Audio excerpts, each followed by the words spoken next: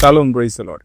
దేవుడు త్రియేకుడని అక్షర రూపంగా direct statement మనకు బైబిల్లో ఎక్కడ కనిపించదు, కానీ దేవుడు త్రియేకుడే అని నమ్మడానికి మాత్రం బైబిల్లో మనకు చాలా అంటే చాలా ఆధారాలు ఉన్నాయి. ఇంకో విధంగా చెప్పాలంటే ఒకే దేవుడు ముగ్గురు వ్యక్తులుగా ఉనికిలో ఉన్నాడనేటువంటి ఆలోచన మాత్రమే కరెక్ట్ అని మనం నమ్మడానికి దైవ గ్రంథమైనటువంటి బైబిలే మనల్ని బలవంతం చేస్తుంది. అంటే సాధారణంగా 1 అనే సంఖ్య యొక్క మ్యాథమెటికల్ వాల్యూ ఏంటి? ఒకటే, 3 కాదు.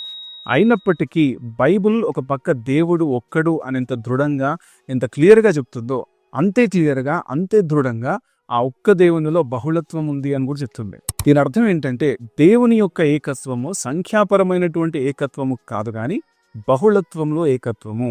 ఆ బహుళత్వము తండ్రి, కుమార, పరిశుద్ధాత్మ వరకు మాత్రమే పరిమితం. Mathematical 1 can never be equal to mathematical 3. కాబట్టి దేవుని యొక్క ఏకత్వాన్ని మ్యాథమెటికల్ కౌంట్తో మనం ఈక్వేట్ చేయలేం. అలా చేసినంత కాలం అనంతమైన దేవుని యొక్క వ్యక్తిత్వం మనకు అర్థమయ్యే ఛాన్సే లేదు. అయితే మొదట్లో మనం చెప్పుకున్నట్లుగా దేవుని యొక్క వ్యక్తిత్వానికి సంబంధించినటువంటి ఈ ఆలోచన మాత్రమే కరెక్ట్ అని బైబిల్ మనల్ని బలవంతం చేస్తుంది.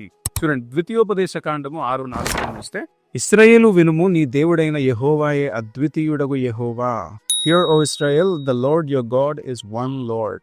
హెబ్రూలో చూస్తే షెమా ఇశ్రాయేల్ యాహ్వే ఎలోహాను యాహ్వే ఎఖాద్. ఎఖాద్ అనే హెబ్రూ పదాన్ని తెలుగులో అద్వితీయుడు అని ట్రాన్స్లేట్ చేశారు. అయితే ఎఖాద్ అనేటువంటి హెబ్రూ పదము సంఖ్యాపరమైన ఒకటిని మాత్రమే కాకుండా బహుళత్వంలో ఏకత్వాన్ని కూడా సూచిస్తుంది. ఆది కాండంలో దేవుడు స్త్రీ పురుషులు ఏకమవుతారు అని చెప్పినప్పుడు ఏకము అనేటువంటి ఆ తెలుగు పదానికి హెబ్రూలో వాడబడినటువంటి పదము ఎఖాద్.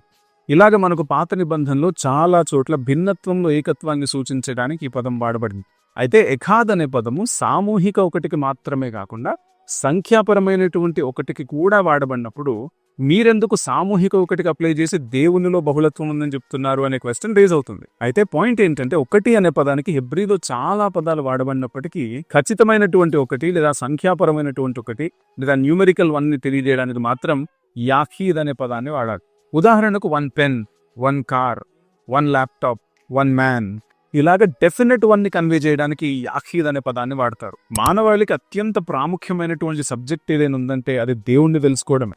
అలాంటిది ఆయన తన ఉనికిని తెలియజేయడానికి మాత్రం ఈ ఖచ్చితమైనటువంటి ఒకటిని సూచించే యాహీద్ అనే పదాన్ని పక్కన పెట్టి సామూహిక ఐక్యతను సూచించే ఎఖాద్ అనే పదాన్ని వాడించాడు. ఒకవేళ దేవుడు సంఖ్యాపరమైనటువంటి ఒకటిగానే తనను తాను చాటుకోవాలి అనుకుంటే ఎఖాద్ అనే పదం కాకుండా మరో ఖచ్చితమైనటువంటి పదం అవైలబుల్ గా ఉంది, విచ్ ఇస్ యాహీద్.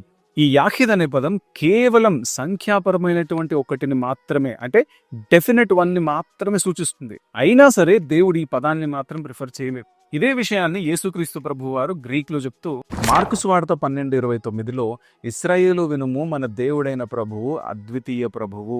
ఈ లేఖనాన్ని పాత నిబంధన నుండి కోట్ చేసి హెయిస్ అనే గ్రీకు పదాన్ని వాడాడు, కానీ మోనోస్ అనే సంఖ్యాపరమైన ఒకటిని మాత్రమే సూచించేటువంటి పదాన్ని మాత్రం ప్రభువు వాడలేదు. బాటమ్ లైన్ ఏంటంటే దేవుడు తనను తాను ఒకే దేవుడిగా, అద్వితీయ దేవుడిగా పరిచయం చేసుకున్నంత మాత్రాన ఆయనలో బహుళత్వం ఉండకూడదని మనం చెప్పడం లేఖనాలకు వ్యతిరేకం అవుతుంది. అది దేవుడిని మనం లిమిట్ చేసినట్లు కూడా అవుతుంది.